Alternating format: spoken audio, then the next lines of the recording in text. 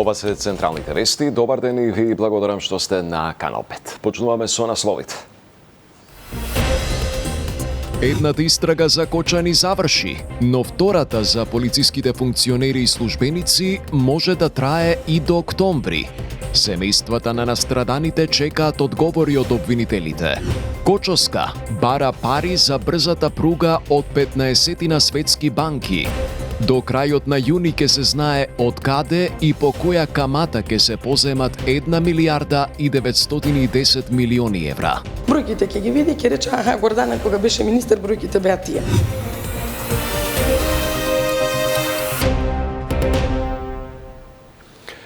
Македонската влада почнува со евакуацијата на македонските државјани заглавени во Израел по почетокот на војната со Иран. Попладнево министерот за надворешни работи Тимчо Моцунски на пресконференција кажа дека за таа цел ќе биде користен и владиниот авион.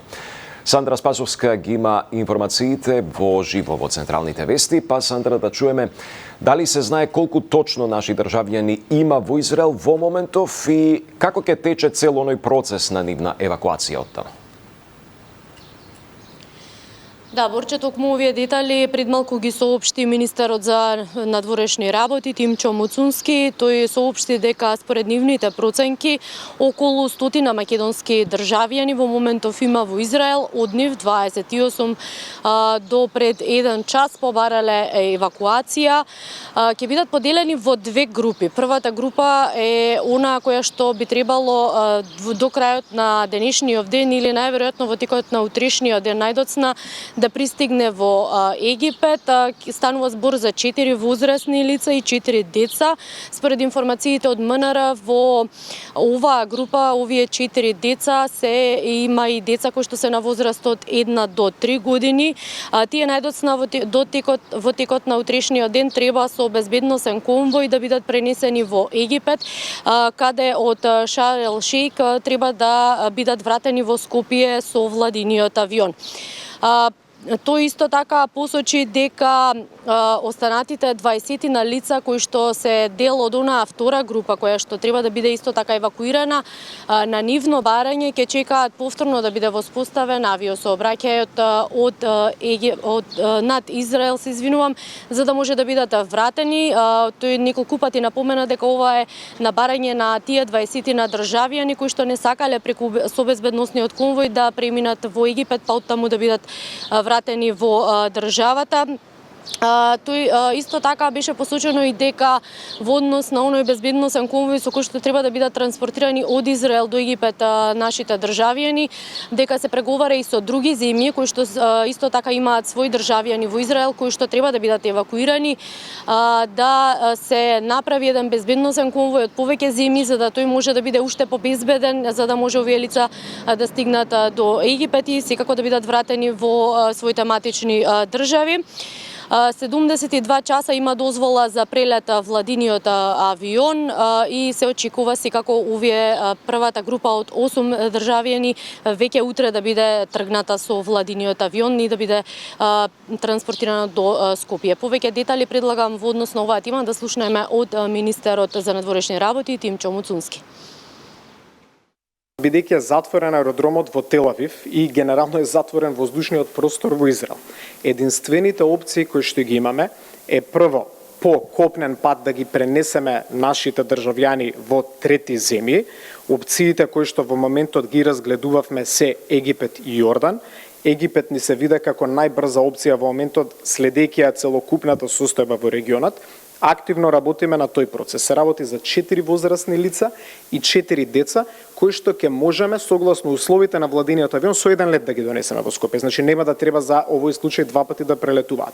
Остатокот од граѓаните кои што побарале да бидат вратени во државата со наша помош, бараат тоа да не се врши преку трети земји, туку бараат превозот да се изврши директно од Израел. Тоа во моментот ниту ние, ниту било која држава не може да го овозможи.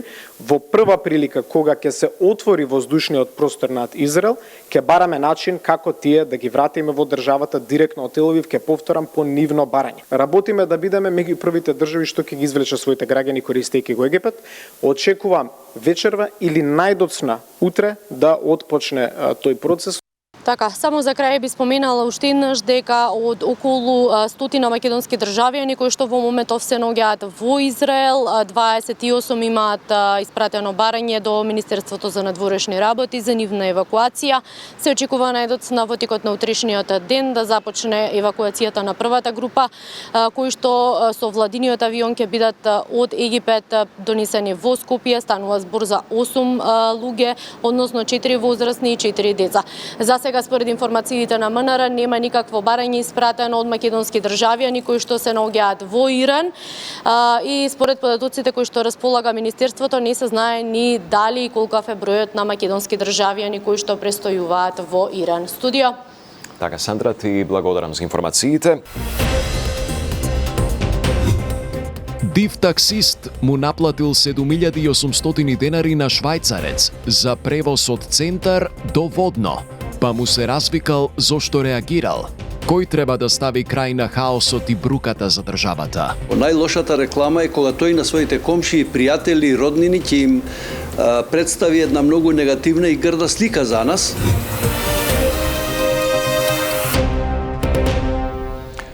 Председателката Гордана Силјановска-Давкова е во работна посета на Тирана, каде што ќе учествува на самитот на шефови на држави и влади на учесниците во процесот за соработка во Југоисточна Европа.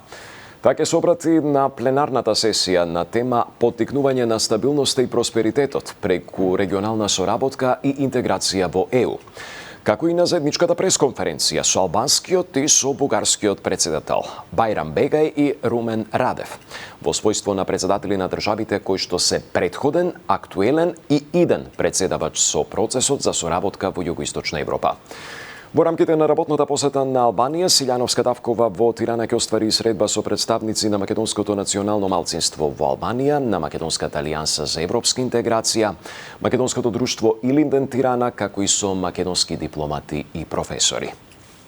Семејствата на загинатите во Кочани доставиле и официјално барање до обвинителството за детални информации за досегашната постапка. Коцевски во петокот информираше дека ја завршиле истрагата за пожарот во дискотеката Пулс, но втората истрага против осомничените полицајци што ја води обвинителството за борба против организиран криминал и корупција се уште е отворена и може да трае до октомври, најавуваат оттаму за Канал 5. Михајло Видимлиски. Родителите на починатите во пожарот во дискотеката Пулс денеска до Кочанското обвинителство доставија и официјално барање за средба со обвинителите. Тие бараа детално објаснување за обвинението, кој се е опфатен со него, за кој е запрена постапката и зошто. Од јавното обвинителство пак одговорија дека веќе разгледуваат можност за соодветна локација во Кочани, за да се организира таква средба, на која ќе ги информира за сите аспекти од поднесеното обвинение. Воедно веќе нагласивме дека блиските на жртвите кои беа на претходната средба во обвинителството добија и директен контакт и им беше посочено дека сите семејства на жртвите можат во секој момент во обвинителството во Кочани директно да се информираат за текот на постапката. Велат оттаму. Со обвинението кое го покрена Кочанското обвинителство опфатени се 34 физички и 3 правни лица. Втората истрага ја води обвинителството за гонење на организиран криминал и корупција и со неа досега се опфатени речиси 30 поранешни и сегашни полициски функционери и службеници, но таа се уште трае, а рокот за поднесување на обвинение е двојно подолг отколку за истрагата што ја водеше Коцевски. Министерот за внатрешни Панче Тошковски смета дека истрагата досега се води темелно и неселективно и правдата за трагедијата ќе биде задоволена. Македонија не заслужува да биде држава ако во тој случај правда на крајот на денот нема. Сметам дека се води една неселективна, една темелна истрага. На крајот, со затварање на двете истраги, и онаа која што се води од страна на јавното обвинителство за организиран криминал и онаа која што се води од страна на основното јавно обвинителство и поднесување на обвинение од страна на обвинителството, ќе можат македонските граѓани да видат зошто, како и што е превземено од страна на јавното обвинителство. Од опозицијската СДСМ пак тврда дека одговорноста за трагедијата е во врвот на МВР и бараат оставки. Јасно е дека одговорноста лежи токму во врвот на МВР. Александар Јанев по закон и хиерархија е кривично одговорен, а Тошковски ја носи целата политичка и морална одговорност и затоа треба да поднесе оставка. И двајцата мора да се повлечат за да не ја попречуваат истрагата и да не влијаат. Без одговорност за раководството на МВР нема вистинска правда за жртвите и нивните семејства, велат од партијата. Под мотото Пат на заздравување, 7-члена делегација од градот Гетеборг во Шведска пристигна во Кочани. Во тимот има социјални работнички, пожарникари и преживеани од сличен пожар во дискотека што се случил во Шведска. А во контакти со семејствата на настраданите и со граѓаните на Кочани, тие ќе ги пренесат сопствените искуства од заздравувањето и рехабилитацијата по несреќата. 3 месеци Кочани живее во длабока криза, емотивна, психичка и криза во управување со епидемијата. Тоа искуство ќе биде преку потребно ние да учиме, бидејќи процесот е долг, тежок, меѓутоа е неминуен. Трагедијата во Кочани не потсети на швеѓаните на нашата тешка траума, кога пожарот во Гетеборг во 1998 одзеде животи на 63 деца и остави над 200 тинеџери повредени. Како и секоја катастрофа што е различна, така и секое општество е различно, но страдањето и болката се исти. Градот Гетеборг ја сподели книгата која дава целосна слика на трагедијата и која во голема мера и помогна на заедницата во процесот на заздравување. Како што вели Ларс Ренмарк, ако не ја искористиме нашата трагедија за да им помогнеме на другите, таа ќе остане само трагедија. Македонија бара од најголемите банки во светот заем од 1 милиарда и 910 милиони евра за да се гради брзата железница долж коридорот 10. Одговорите ги чека до крајот на месецов, а парите ќе се позаемат од онаа банка што ќе понуди најдобри услови. Министерката за финансии Кочовска и покрај ова е уверена дека јавниот долг ќе остане во рамките на проекциите. Повеќе од Сандра Спасовска. Денеска или најдоцна во текот на утришниот ден Министерството за финансии ќе ги достави писмата до околу 15 банки, меѓу кои Светска банка, ЕИБ, ЕБРД и други, со кои ќе побараат 1,91 милиарда евра за изградба на брзата пруга од Табановце до Гевгелија, проект кој е дел од договорот со Британија. А според најавите од Министерството за финансии, најдоцна до крајот на месецот, Македонија би требало да добие понуда. Мислам дека некаде до 30 јуни ќе треба да се достават понудите, но сочекајте да го пуштиме писмото и ќе информираме до кога точно ќе го ставиме крајниот рок за да ги добиеме понудите, затоа што владата не задолжи во рок од 5 дена да доставиме понуди. А ние го внесуваме рокот врз основа на документите. Можеби некаде, не знам, ќе видиме како ќе биде, можеби ќе треба нешто и да се продолжи доколку банките парат дополнителни податоци. Во однос на јавниот долг, министерката Кочовска не очекува тој да расте. Вели како ќе се повлекуваат средства, така ќе има и годишни отплати, што ќе значат намалување на долгот. Ја повика опозицијата да се воздржи од шпекулации, бидејќи вели тие се заслужни за сегашното високо ниво на јавен долг во државава, кој како што рече се следи и се прави фискална консолидација. Бројките ќе ги види, ќе рече, Гордана кога беше министер, бројките беа тие. Но во суштина со коментарите кои што се дават, се прави штета на земјата во однос кога се задолжуваме, утре ќе дојде еврообврзница, зашто ќе треба следна година доспева 700 милиони еврообврзница, што ни ја зема? Ќе треба да отидам на европскиот пазар, кога ја земале јавниот долг бил под 55%, сега оставиле над 60 водан борба и уште дополнително подгреват со невистините, нереални факти и манипулации и прават штета повторно на земјата. Во четврток, според најавите пак на владина седница, треба да помине ребалансот на буџетот, за кој засега нема детали. Министерката Кочовска, одговарајќи на новинарско прашање, само рече дека проекциите во однос на БДП и инфлацијата остануваат исти. Само со подобрување на условите на младите лекари и специјализанти може да се сопре бранот на одлив на кадар од болниците. Од Асоциацијата на специјализанти велат не може со плата длабоко под просечната идните лекари својата иднина да ја создаваат во земјава. Маја Стојановска. Срамно е што лекари со завршена специјализација и 6 годишни студии се уште работат со договори на дело и плата од 26.000 денари, вели председателот на Асоциацијата на млади лекари и специјализанти Бојан Трајковски. Според него токму ова е причината за одливот на стручниот медицински кадар од земјава. Трајковски смета дека недостасува поддршка од сите засегнати институции за промена на оваа состојба и додава дека според него потребно е целосно да бидат укинати приватните специјализации како квота. Ако веќе збориме за систем кој што нуди на лекарите 26.000 денара плата, ние збориме за срамен систем кој што никако не ги вреднува лекарите. Ако имате план и програма што правите, паралелно точно знаете колку број на студенти ви се потребни по медицина. Тоа е првиот чекор за да немаме ние хиперпродукција на кадар.